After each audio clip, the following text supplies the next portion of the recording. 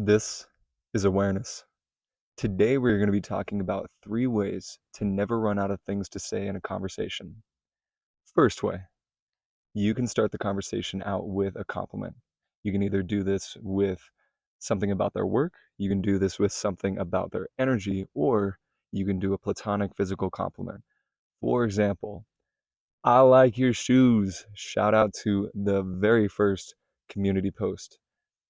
Now, the second way, you can use reminds me of thinking. And this is a great tool to use when you are particularly not interested in a topic that the other person's bringing up. For example, you, let's say the other person brought up something about a baseball team and you're not that into baseball. You can use reminds me of thinking and say, hmm, that baseball player or that baseball thing reminds me of this football thing. And let's say both of you are very much into football. Now you have another topic to roll into. Nice and smooth, reminds me of thinking, works. Now, next one is go for topics of mutual interest. So that kind of bleeds into the last topic, but you always want to be inclined to talk about something that both of you are interested in so that both of you can contribute to the conversation equally. And best case scenario, you create something new at the end of the conversation. Now, if you made it this far into the video, first I want to say thank you. Secondly, I want to give you a fourth way to never run out of things to say in a conversation. This fourth way, ooh, I love it. This is all about getting the other person excited about what you are talking about. So you can do this in a few different ways.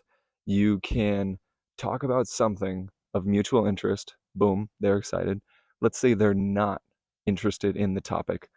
That's when you can bring up a hypothetical scenario so that they can become interested based on something that they don't have to be fully committed to because it's hypothetical.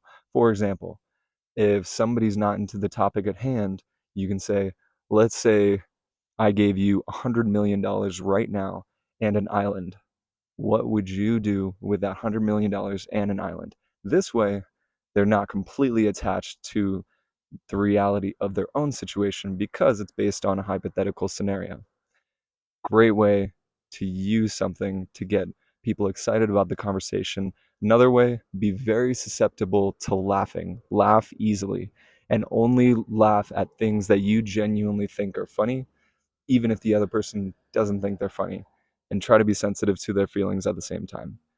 Laugh easily, use hypothetical scenarios, use reminds me of thinking, use mutual interest, and start the conversation out with a compliment.